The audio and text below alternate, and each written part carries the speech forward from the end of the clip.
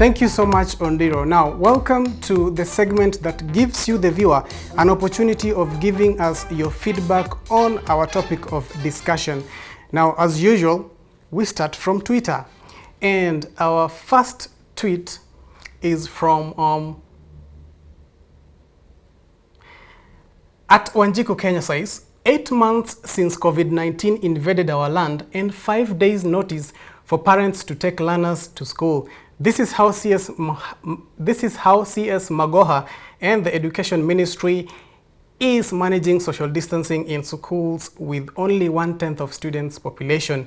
What became of the 1.9 billion worth of desks, Now, this particular tweet talks about two things. Number one is the time given for parents to take back their young ones to school. Initially, schools were supposed to reopen in January 2021, so parents budgeted with their money for January 2021. Then all of a sudden, the ministry comes in and says, you know what, we are starting it earlier than planned. This did not work well. And the second part of the tweet is about a picture that has been trending online where grade 4 students, or rather grade 4 pupils, some were seen sitting down. And remember, the government promised 1.9 billion worth of desks. Where are they, and why are these students, or rather pupils, sitting down on the floor while their colleagues are sitting on desks? Another tweet is at Prof 10111, expansion of capacity in public schools infrastructure is key in the fight against COVID-19. Explore stimulus funds for direct action, possibly use NYS, KDF or prisons expertise to avoid government procurement bureaucracy. Now, let's focus on the use of NYS, KDF and prisons. If prisoners can make seats for parliament, then they can make desks for students. Instead of seeing an instance where some students are seated on the ground while others are learning. And remember, when they go to breaks, they'll still intermingle. And you know grade 4 and that particular age, it's all about how they interact with each other. Okay. Another tweet at Jesse Kenya. With grade 4, 8 and 12 kids in schools, majority of classrooms will be full to capacity if schools follow social distancing and COVID-19 health rules. Where the other kids will sit and learn is another issue. Also, a lot of kids will transfer from private to public schools. Now, we've seen around 200 public schools 200 private schools shut down completely due to lack of funds to run these particular schools. And as a result, around 50,000 students will go and seek alternative, which is public schools. And remember, these public schools are also using the infrastructure that they had, which had not been improved in any way. So at the end of the day, with us considering social distancing factor, we are going to have overpopulated schools. And at the end of the day, one thing is for sure, the disease will still spread around. Another tweet at Awada Abu Jamal, why open grade 4 and leave class 7 at home? Yet grade 4 are more vulnerable and from your timetable, they have no exams scheduled. Now, we've talked about grade 4 and how they intermingle. Away from that, they have no exams, that's number one. And recently we've seen final year pharmacy students at the University of Nairobi taking to the streets because number one, they've been denied exams. The VC has refused to pay lecturers. If grade 4 are going back to school and final year pharmacy students at the University of Nairobi are striking based on the fact that they've been denied exams, it makes no sense.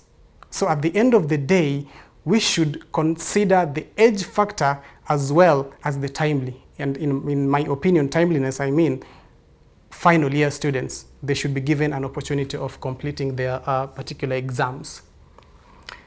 At Akanya Akanyabalandu, the real pandemic in Kenya is teenage pregnancies and not COVID-19. As schools reopened, many girls have failed to report. They are either nursing their young ones or in their late pregnancies. Now, on the part of pregnancies, CS said, and he was very strict, that girls who are pregnant should be given an opportunity to learn and continue with their education. And from where I sit, pregnancy and young girls, it's an issue that might bring emotional or psychological issues. And this is where teachers should come in. Teachers should play an important role in ensuring that our pregnant girls get educated just as much as their colleagues who are in that particular class. Now, moving away from social media, let's get to the street where we went to Jamhuri High School, and this is what they had to say.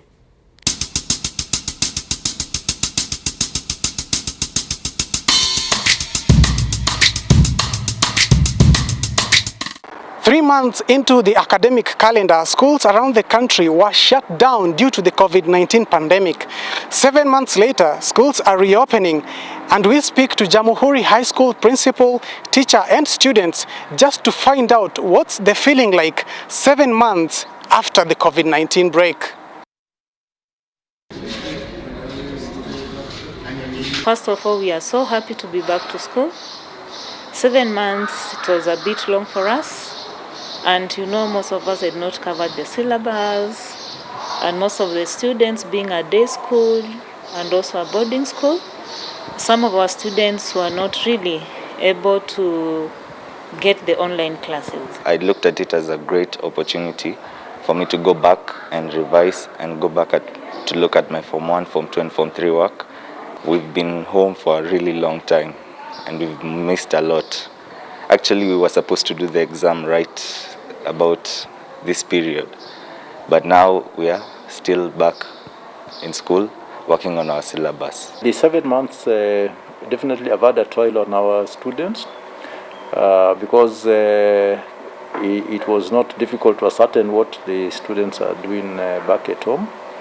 However, when we closed on the 16th of March, we gave them assignments, lots of homework to go and finish. That is across the board from 1, 2, 3 and 4. In order to further push the syllabus, the school had to rely on technology, with teachers teaching and administering exams via Zoom. We continued with having Zoom lessons because by virtue that we are a STEM school, we had Zoom lessons for the sciences and mathematics. We also had Zoom lessons for the other subjects like history, French, English, geography.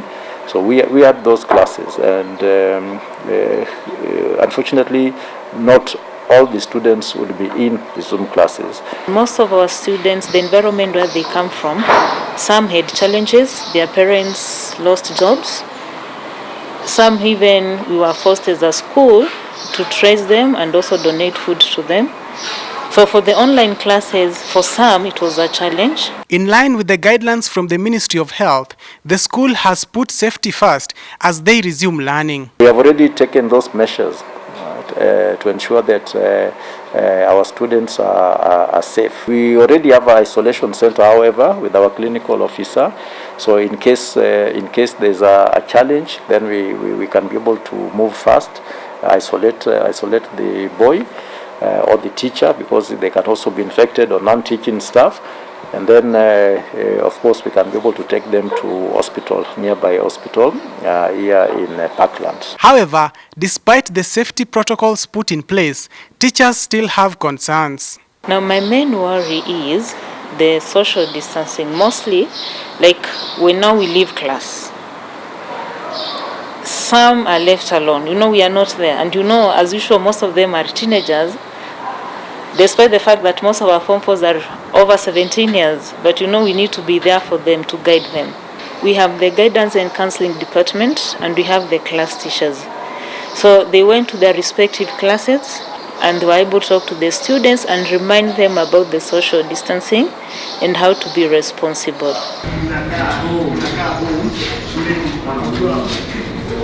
Even as schools reopen, there is a mixed feeling as some are gearing to go while others are hoping there's more to be done. For the Jamhuri High School fraternity, it's all systems go. For Metropole TV, I'm Vincent Odhiambo. Thank you very much, Vincent Odhiambo, for going out to the streets, not necessarily, but to a school and showing us how it is.